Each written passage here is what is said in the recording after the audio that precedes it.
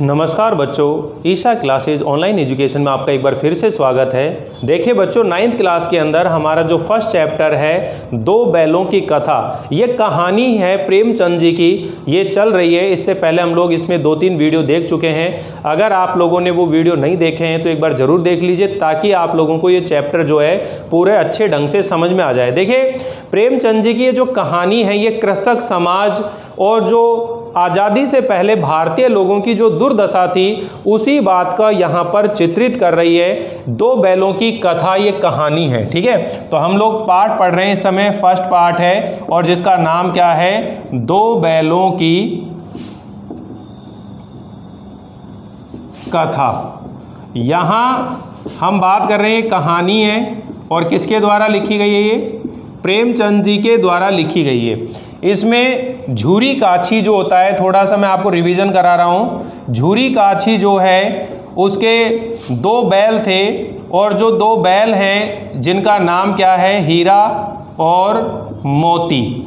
ये दो बैल हैं जो सीधे साधे भारतीय लोगों के प्रतीक हैं, जो सीधे साधे भारतीय लोगों के क्या हैं, प्रतीक हैं।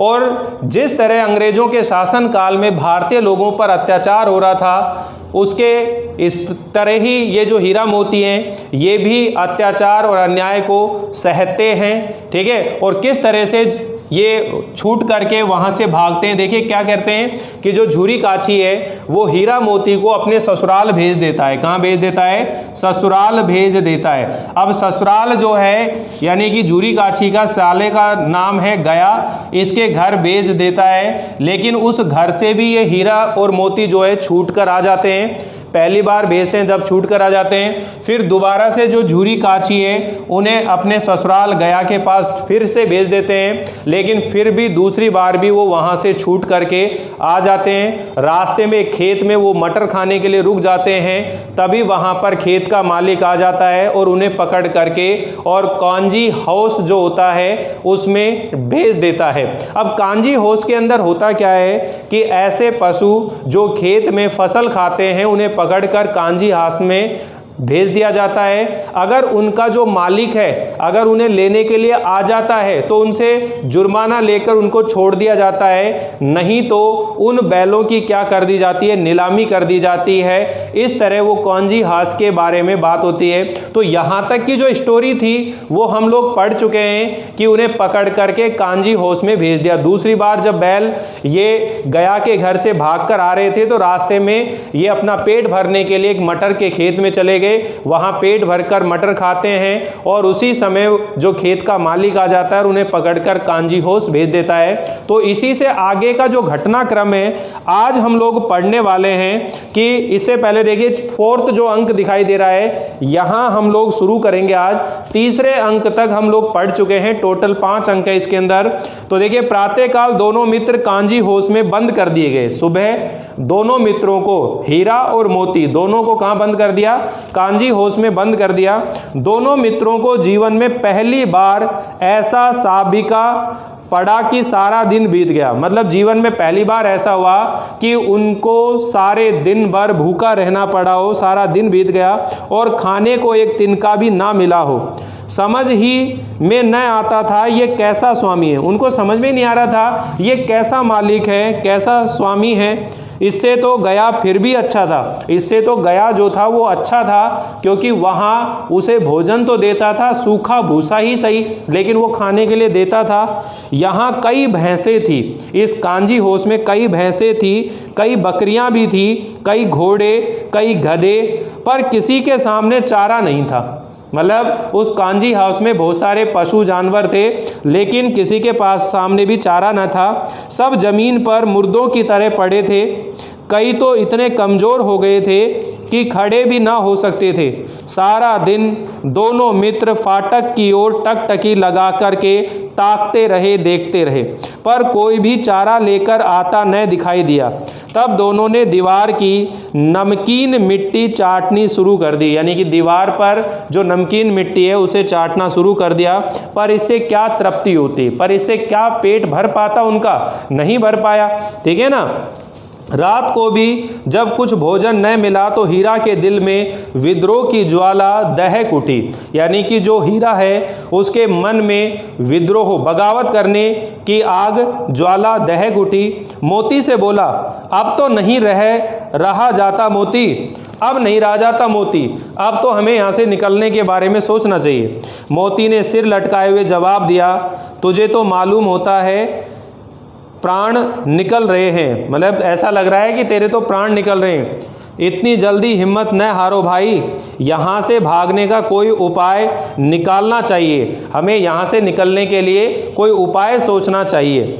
आओ दीवार तोड़ डालें। अब वो उपाय सोच रहे हैं कि इस कांजी होश के अंदर से हम लोग कैसे बाहर निकले, तो कह रहे हैं कि चलो दीवार तोड़ डालें, मुझसे तो अब कुछ नहीं होगा। वो कह रहा है कि मुझसे अब नहीं होगा, बस इसी बूते पर अकड़ते थे, बस इसी बल पर, इतनी शक्ति पर अकड़ते थे। अब कह रहे हो कि मेरे बस की बात नहीं है, सारी अकड़ निकल गई। वो कह रहा है सारी अकड़ निकल गई।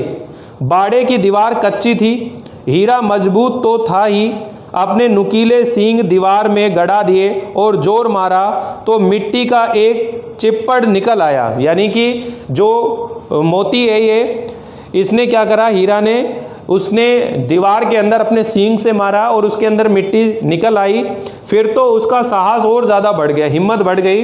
इसने दौड़ दौड़कर दीवार पर चोटें की, मतलब चोट मारता रहा और हर चोट में थोड़ी थोड़ी मिट्टी गिराने लगा। मतलब मिट्टी की दीवार थी, उसमें धक्का दे रहे हैं सींगों से। उसी समय कांजी हास का चौकीदार जो है लालटेन लेकर जानवरों की हाजिरी लेने आ निकला, और उसी समय कांजी होश का जो चौकीदार है वो लालटेन से उन जानवरों की हाजिरी लेने आ गया। कितने जानवर हैं। हीरा का उज्जड़पन देखकर उसने उसे कई डंडे रसीद कर दिए, मतलब कांजी होश में जिस तरह का व्यवहार था उसको देखकर उसे कई डंडे मार दिए और मोटी सी रस्सी से उसको बांध दिया। मोती ने पड़े पड़े कहा, आखिर मार खाई, क्या मिला? अपने बूते भर जोर तो मार दिया, अपने बल भर से जो पड़ा उसने मार दिया।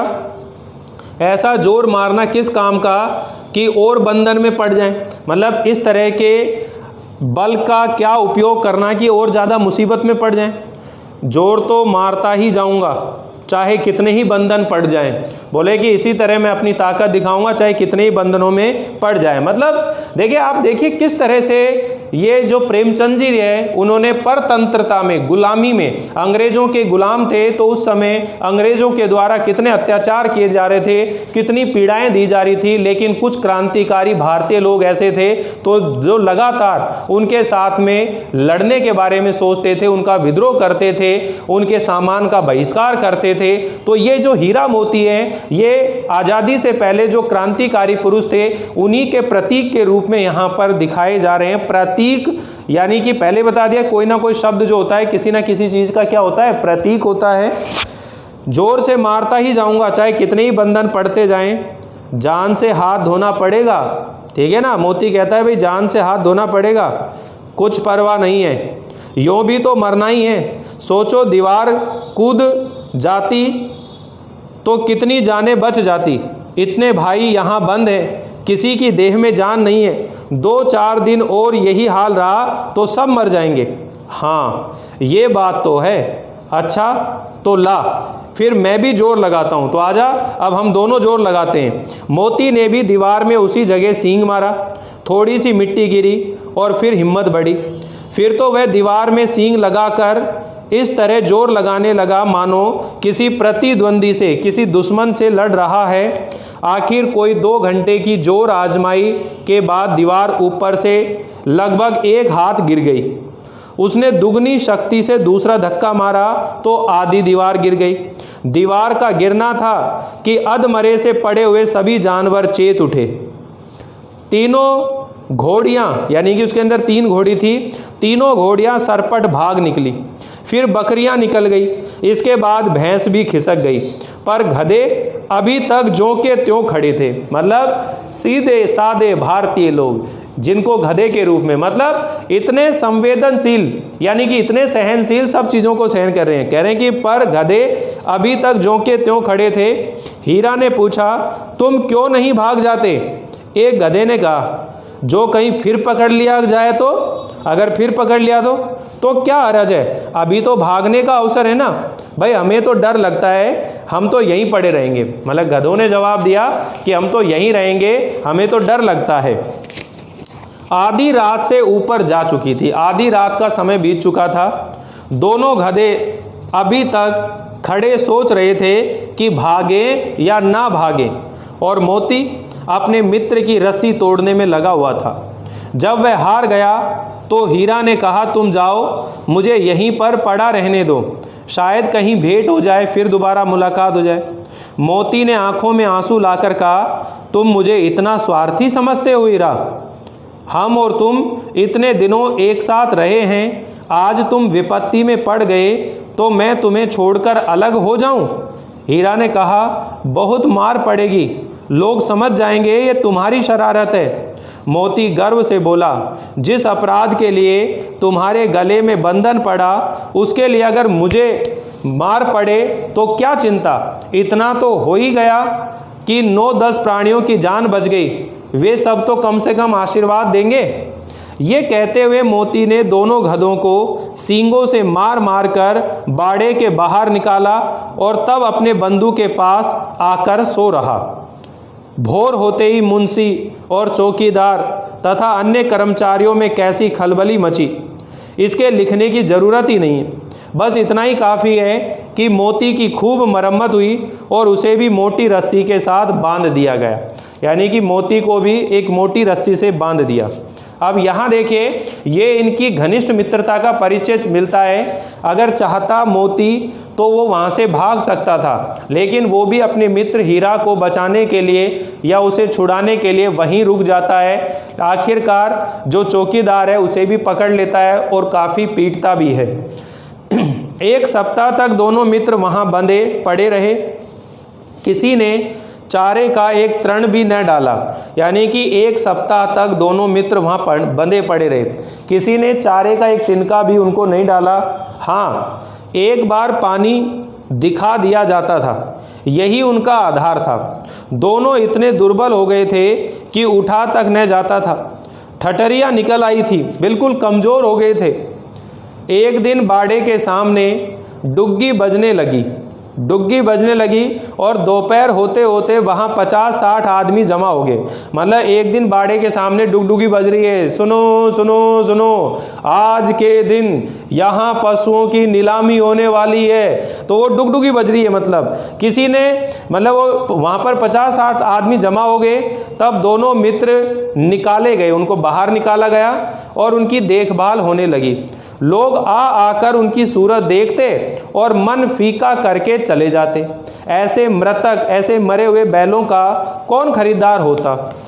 सहसा एक दड़ियल आदमी जिसकी आंखें लाल थी, अंडरलाइन कर लेना बच्चों, एक दड़ियल आदमी जिसकी आंखें लाल थी और उसकी मुद्रा अत्यंत कठोर थी, वो आया और दोनों मित्रों के कूलों में उंगली गोदकर मुंशी जी से बातें करने लगा। उसका चेहरा देखकर अंतर्ज्ञान से दोनों मित्रों के दिल कांप उठे। मतलब वह कौन है और उन्हें क्यों टटोल रहा है, इस विषय में उन्हें कोई संदेह न हुआ। दोनों ने एक दूसरे की भीत मतलब भयभीत, डरी हुई नेत्रों से देखा और सिर झुका लिया। हीरा ने कहा, गया के घर से नाहक भागे, गया के घर से हम बेकार में ही भागे, अब जान ना बचेगी। मोती ने अश्रद्धा के भाव से उत्तर दिया, कहते हैं भगवान सबके ऊपर दया करते हैं, उन्हें हमारे ऊपर क्यों दया नहीं आती। भगवान के लिए हमारा मरना जीना दोनों बराबर है। चलो अच्छा ही है, कुछ दिन उसके पास तो रहेंगे। एक बार भगवान ने उस लड़की के रूप में हमें बचाया था, क्या अब ना बचाएगा? क्या अब दोबारा हमारी रक्षा नहीं करेगा? यह आदमी छुरी चलाएगा, देख लेना।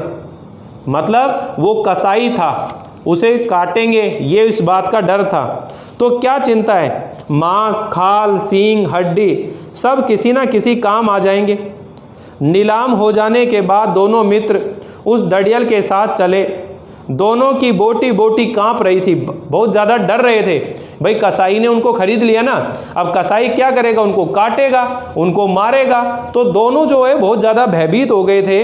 दोनों की बोटी बोटी, शरीर का जो अंग अंग है वो बहुत ज़्यादा कांप रहा था। बेचारे पांव तक ना उठा सकते थे, पर भय के मारे गिरते पड़ते भागे जाते थे, क्योंकि वह जरा भी चाल धीमी हो जाने पर जोर से डंडा जमा देता था। जैसे ही धीरे हुआ तो पीछे से तड़ाक से उनके डंडा पड़ता था। राह में गाय बैलों का एक रेवड़ हरे हरे हार में चरता हुआ नजर आया। मतलब गाय बैलों का एक जो रेवड़ है, हरी हरी जो घास है, वो चरता हुआ नजर आया। सभी जानवर प्रसन्न थे, चिकने और चपल थे। कोई उछलता था, कोई आनंद से बैठा पागुर कर रहा था। पागुर का मतलब होता है जुबाली करना, जुगली करते हैं ना, मतलब पशु जब खा लेते हैं खाना तो बार बार मुंह चलाते रहते हैं, ठीक है ना, तो उसको जुबाली बोलते हैं। पागुर करता था। कितना सुखी जीवन था इसका, पर कितने स्वार्थी हैं सब। किसी को चिंता नहीं कि उनके दो भाई बदिक के हाथ पड़े कैसे दुखी हैं। इसने हमें पकड़ रखा है, कितने दुखी हैं। सहसा दोनों को ऐसा मालूम हुआ कि यह परिचित राह है, ये रास्ता जो है जाना पहचाना है। हाँ, इसी रास्ते से गया उन्हें ले गया था। वही खेत, वही बाग, वही गांव मिलने लगे। प्रति क्षण, हर क्षण उनकी चाल जो है तेज होने लगी। सारी थकान, सारी दुर्बलता, कमजोरी गायब हो गई। ये लो, अपना ही हार आ गया, अपना ही गांव आ गया, अपना ही घर आ गया। अरे इसी कुएं पर हम पुर चलाने आया करते थे। यही कुआं है, यानी कि कुएं से पानी निकालने के लिए जो रस्सी खींची जाती है पुर, यानी कि इसी कुएं के ऊपर हम लोग आया करते थे, यही कुआं है। मोती ने कहा, हमारा घर नगीच आ गया है। मोती ने कहा, हमारा घर जो है बिल्कुल पास आ गया है। हीरा बोला, भगवान की दया है, मैं तो अब घर भागता हूँ। वो कह रहा है कि मैं तो अब घर भागता हूँ, ये जाने देगा, इसे मैं मार गिराता हूँ। नहीं नहीं, दौड़कर थान पर चलो, वहाँ से हम आगे ना जाएंगे। दोनों उन्मत्त होकर, स्वतंत्र होकर, बछड़ों की भांति कुल्लेले करते हुए, उछल कूद करते हुए और घर की ओर दौड़े। वह हमारा थान है, जहाँ पर वो बांधे जाते थे, जिस स्थान पर छुरी खाची उन्हें रखता था, उस स्थान पर वो पहुँच गए। ये हमारा थान है, हमारा स्थान है। दोनों दौड़कर अपने थान पर आए और खड़े हो गए। दड़ियल भी पीछे पीछे दौड़ा चला आता था। झूरी द्वारा बैठा धूप खा रहा था। झूरी जो है द्वार पर, घर का जो दरवाज़ा, उस पर बैठा धूप खा रहा था। बैलों को देखते ही दौड़ा और उन्हें बारी बारी से गले लगाने लगा। मित्रों की आंखों से आनंद के आंसू बहने लगे। एक झुरी का हाथ चाट रहा था। दड़ियल ने जाकर बैलों की रस्सियां पकड़ ली। झुरी ने कहा, मेरे बैल हैं। तुम्हारे बैल कैसे? मैं इनको मवेशी खाने से नीलाम लिए आता हूँ, यानी कि मवेशी खाने में इनकी नीलामी लगी थी, मैं वहाँ से इनको लेकर आया हूँ। मैं तो समझा हूँ चुराए लिए आते हो। वो कह रहा है, मैं तो समझ रहा कि चुरा कर ले आए हो, चुपके से चले जाओ, मेरे बैल हैं, मैं बेचूंगा तो बिकेंगे।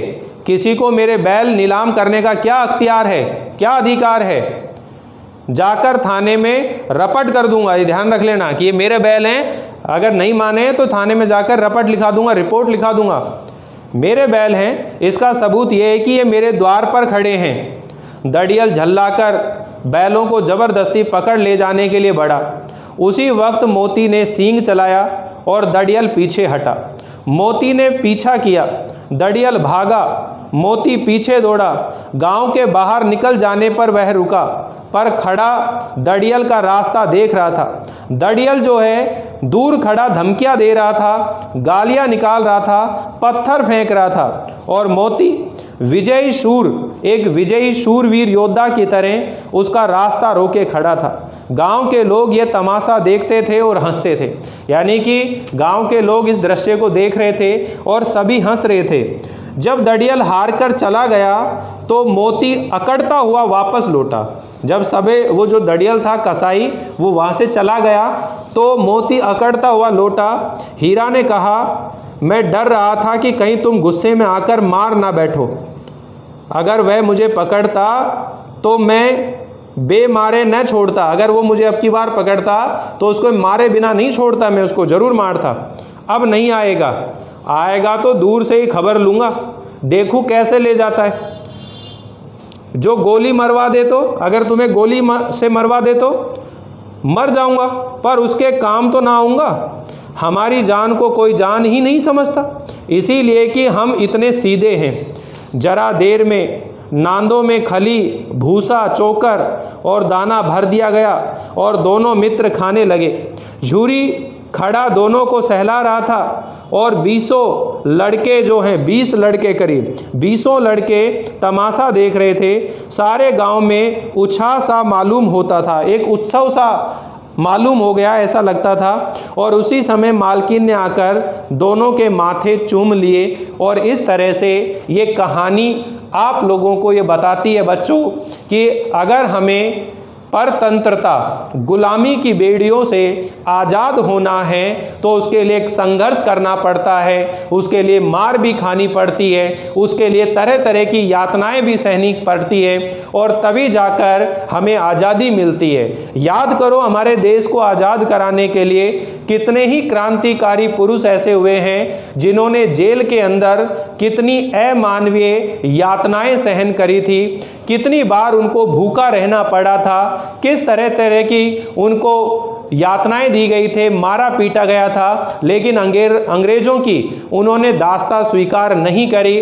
और लगातार उस ब्रिटिश शासन की क्या करते रहे, वो उसका विरोध करते रहे, उनके विपरीत विद्रोह करते रहे, और तब जाकर आज हमें आज़ादी मिली है। तो कहने का मतलब है कि ये जो आज़ादी है ये आसानी से नहीं मिलती है। साथ ही ये कहानी हमें ये भी शिक्षा देती है कि व्यक्ति को ज़रूरत से ज़्यादा सीधे साधे या भोलेपन में नहीं रहना चाहिए, क्योंकि सीधे साधे व्यक्ति को ये सांसारिक लोग मूर्ख समझते हैं, उसे गधा समझते हैं। समझ में है ना? इसलिए अगर हम चाहते हैं एक सम्मान से ज़िंदगी जीना तो हमें आने वाले समय के लिए संघर्ष करते रहना चाहिए, परिश्रम करता रहना चाहिए, और अगर किसी से लड़ना पड़े तो भी हमें पीछे नहीं हटना चाहिए।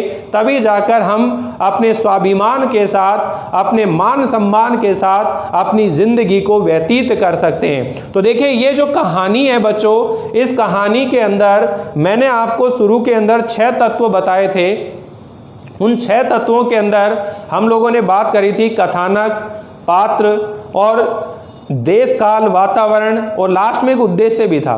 तो ये जो कहानी है, अगर हम लोग बात करें कि भाई इसका उद्देश्य क्या है, तो इसका उद्देश्य यही है कि समाज के अंदर या देश के अंदर अगर हम चाहते हैं कि आज़ाद रहें तो उसके लिए संघर्ष करने के लिए तैयार रहना चाहिए। संघर्षों से कभी भी घबराना नहीं चाहिए, और वक्त आने पर हमें आवाज़ उठाने से भी पीछे नहीं हटना चाहिए। यही इस कहानी को लिखने का क्या है, उद्देश्य है। इसमें पात्र जो हैं, एक तो झूरी काछी है, ठीक है, और एक गया है जिसके ससुराल में इनको हीरा और मोती को भेजा जाता है। एक इसके अंदर कसाई आया है, धड़ियाल, कांजी होश के चौकीदार हैं। यही पात्र हैं, लेकिन मुख्य रूप से जो कहानी का मेन पात्र है वो झूरी काछी है, इनकी पत्नी है, एक छोटी बच्ची आई थी, ठीक है। ऐसे बहुत सारे पात्र आपको कहानी के अंदर देखने को मिले। तो ये चैप्टर बच्चों हमारा यहाँ समाप्त होता है बिल्कुल।